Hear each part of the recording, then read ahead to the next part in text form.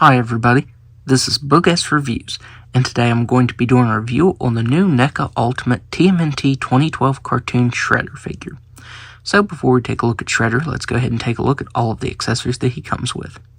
So first up you get Krang, and I think it's really cool that NECA include this as an accessory. He's painted really nicely. I love the little specks on his skin there.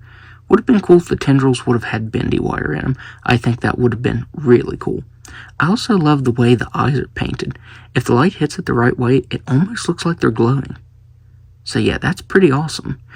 Even though I wish that the tendrils either would have been on ball joints or had bendy wire ran through them. Up next, of course, Shredder comes with his helmet, and the helmet looks very sleek. I love the metallic silver color that NECA cast this in. That looks spectacular. The only bad thing is if you have the standard head sculpt on, then you can see how loose the helmet is. When you're posing him around, it just wants to shift up and down. It won't fall off, but it will shift up and down. I don't know why it's so loose on this particular head sculpt. Up next, he comes with a set of fisted hands, and it's a little bit tricky getting these hands out. You can hear how tight that is right there. There, I got it off. Up next, he comes with a set of open hands. Up next, he comes with accessory holding hands, but he doesn't have anything to hold in these. Up next, he comes with 3 wrist blades for each of his gloves. And these are pretty thin plastic, feels kind of fragile, but they look spectacular on there. He is very menacing with those really long blades on there. Up next, you get his standard head sculpt. And man, the sculpt and paint detail on this looks very nice. I have to say, that scarring looks realistic. There's a bunch of tones painted over top of that. This skin tone right here, that's actually printed on. And the red is a bit more of a glossy color, because this wound looks more fresh. There was actually a design change in the cartoon, I think it was between seasons 2 and 3 for his scarring. So, the alternate head sculpt that he comes with that has different scarring, that's actually accurate. And finally, he comes with this alternate angrier head sculpt. And as I said, the design on the scarring is a bit different. You can see that it looks like the scars have healed a little more. But I still love the paint and sculpt work to that. Like the texturing to the burns on his skin and just the variation on that. That actually looks pretty convincing for a cartoon. I think NECA did a really good job at sculpting and painting that. And for some reason, this angry head sculpt actually holds the helmet on a lot better than the other one. It's a much tighter fit. You can see I can shake him like that, and it won't move like that other one. So yeah, for some reason, it's a tighter fit on there. But I have to say, I think this one looks a little bit better anyways, because he's even angrier. That looks very, very awesome. So now, let's go ahead and take a look at the rest of the figure.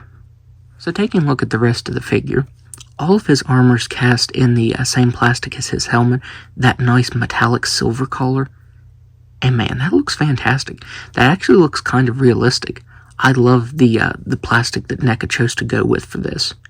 That looks very awesome. One thing that I notice is it just mirrors his skin tone a little dark. I feel like in the cartoon it might have been a little bit lighter. I might be remembering that wrong, but I feel like his skin tone might have been a tad bit lighter.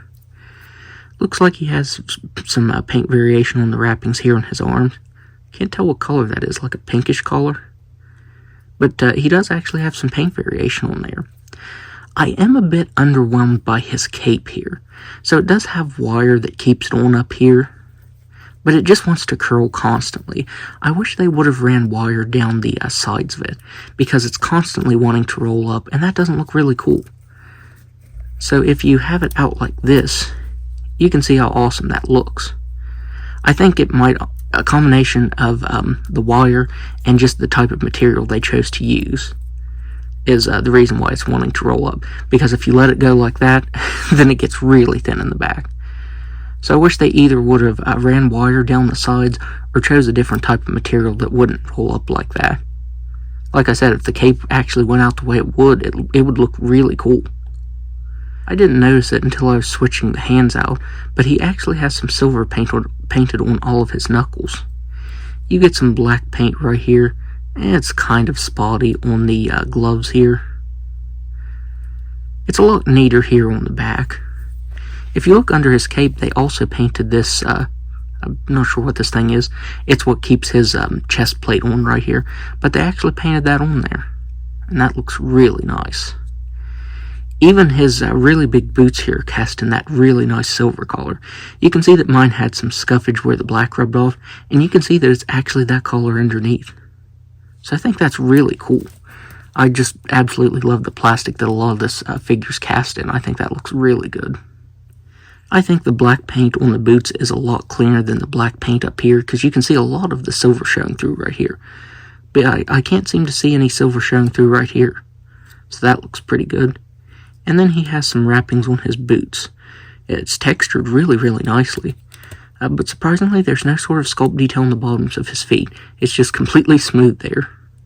I got used to NECA texturing the bottoms of the turtle's feet. I really thought he'd have the sculpted wrappings like the top has. But he doesn't. So yeah, I think this figure looks fantastic. He's a really good figure in this wave. Where would I place him? I might actually place him in my top 3. He might be my third favorite figure from this wave. I do have some complaints with his articulation, so I'll go over that now. So he has a ball-jointed head and neck that can look up all the way. He can look down all the way even with his helmet on. He can move his head side to side very slightly. It is kind of tight. And around very nicely. With this helmet off, he can look up even more and down even more. So surprisingly, even with this helmet on, he has some pretty decent articulation in the head there. He has shoulders. Now this one has a bit of resistance to it, as you can hear, but you can get it moving out all the way. Both of his shoulders move out all the way. He has a swivel at the bicep. Very tight joint. It can move side to side, but it makes that noise. Now, the biggest complaint I have with this is I did actually heat it up, and the double-jointed elbow doesn't quite work. Only the bottom part works. This is one of the reasons that I don't like pinless figures, because to get that joint unstuck, I feel like I'm going to have to slice that apart. If this was a figure that had pins, I could just heat it up, pop it apart, put it back together. But yeah, this doesn't want to move even after boiling it. So yeah, I'm probably going to have to slice that apart to get the articulation freed up there. So on mine, the elbows only bend in that far. He has swivel here at the glove, swivel at the wrists that doesn't really move side to side with the blades on. It does move up and down a little bit. I meant to say, if you're switching the hands out, you can't have these on, because you'll definitely break them. So yeah, if you're wanting to switch the hands out, pop these off. Also, if you're wanting to get the hands in a certain pose, you'll have to pop these off as well. He has a ball-jointed diaphragm that can move back all the way. He can't really crunch forward that far, but he does have a waist swivel that moves side to side. You can hear it sounds pretty tight too. He has ball-jointed hips that can't do a complete split. He can barely kick forward, and he can barely kick back. The thigh swivel is very limited. I'm really disappointed by the articulation here in the hips. He has double-jointed knees that can just about move all the way back. Of course, since his boots are so big, they do hit on the back of his leg there. He has swivel up here in the boot. It's very, very tight. Is it like that on both sides? Yeah. He has swivel here in the shin that is just as bad on both sides. I really don't like the noise that makes. His ankles move really nice though. They can move down all the way, up just a little bit before they hit on the boot, and they can rock nicely. So now, let's do some size comparisons. So first up, here he is next to the 1987 cartoon version of himself. Here he is next to the Mirage version of himself. Here he is next to the 1990 movie version of himself. Here he is next to the Archie Comics version of himself. I honestly didn't realize I owned so many Shredder figures from all of the different turtle lines that NECA has done. Here he is next to the Walmart exclusive Universal Monster mashup version of himself. And finally, here he is next to every other figure in this wave, all of the Ninja Turtles. And I have to say, NECA did a really good job on Shredder. You know, in the show he felt really big, menacing, and imposing. And he looks very menacing next to all of these turtles. He is quite a bit taller than all of them. So, overall, I think NECA did a decent job on Shredder. I think he looks great. Like I said, I think they really made him look menacing. I think that really came through on the figure. I especially love the silver plastic that his armor is cast in. That looks great. I'm just really surprised at how much that pops in person. My biggest complaint with the figure, though, just like a lot of the turtles in this wave, is the articulation. You heard how stiff those joints are, and I even heated them up. I mean, once they cooled down, they just went right back to being stiff. So that's really unfortunate. You know, I wish he would have had more articulation in the hips, and the joints from the knee down is just awful to move. They're so stiff they feel like they're going to snap. So overall, this first wave of turtles as a whole, I'm going to be totally honest, it's a mixed bag. I definitely think Donatello's a phenomenal figure. I think he's the best. He's the figure I had the least amount of issues with. Michelangelo is second. Shredder's third.